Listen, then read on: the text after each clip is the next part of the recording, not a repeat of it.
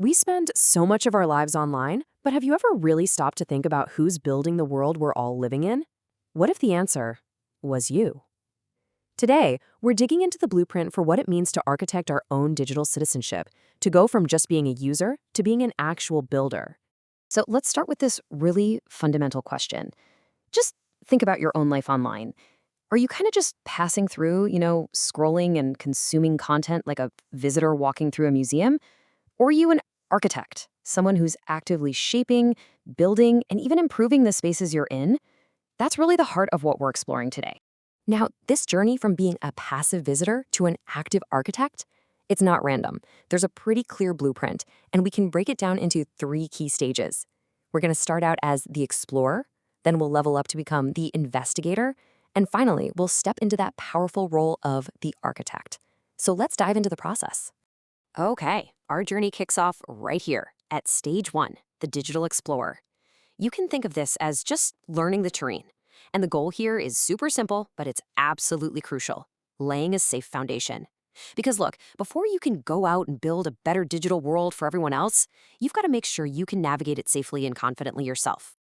So, what is a digital explorer really? It's someone who makes their own safety and responsible behavior priority number 1. Now, this isn't about being afraid of the internet, not at all. It's about being smart and prepared so you can navigate it with a real sense of purpose. It's all about digital self-preservation. And an explorer's toolkit? Oh, it goes way beyond just having strong passwords. It's about recognizing and actually managing the digital stress that comes from that always-on feeling we all get. It's understanding how a platform's design can literally impact your own well-being. And it's knowing how to respond, not just react, when you run into online harassment. These are the skills that create a rock-solid foundation for everything else that's going to follow. Okay, once you've got that safe foundation in place, you're ready to level up. Welcome to stage 2, the investigator. Now that you know your own footing is secure, you can start looking outward. You can look beyond your own personal experience and start to decode the entire digital environment that you're a part of. The investigator is basically a digital detective. So instead of just consuming content, you start interrogating it. You get to pull back the curtain on all those invisible forces, the algorithms and the systems that are deciding what you see and when you see it. This is all about making that huge leap from being a passive viewer to a critical thinker.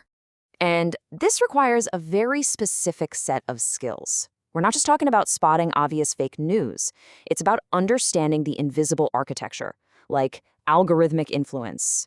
I mean, have you ever wondered why your feed suddenly shows you like 5 videos on the exact same super niche topic? That is not a coincidence. That's an algorithm guiding your experience. And recognizing that is the key to seeing the whole picture. One of the biggest discoveries for any investigator is figuring out where they're actually living online. Are you in a filter bubble where the algorithms are just feeding you things you already agree with, making your world smaller?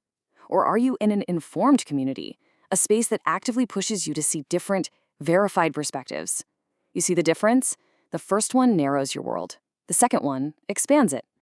And this brings us to our final and, honestly, our most empowering stage. Once you're safe like an explorer and you're critical like an investigator, you are ready to become the architect. This is the moment where you stop just analyzing the digital world and you start actively and intentionally shaping it. A digital architect is really the culmination of this whole journey. They take the safety-first mindset of the explorer and they combine it with the critical eye of the investigator. But, and this is the key, they don't stop there. They use their voice, they use their skills to thoughtfully contribute, to make their online communities better, and to create real positive change. The really crucial shift in perspective is right here. Social media has become so much more than just personal updates and vacation photos, right? It's now a powerful public square. It's a primary tool for civic engagement, and that comes with some real ethical responsibilities for every single one of us who participates in it. This quote just nails it.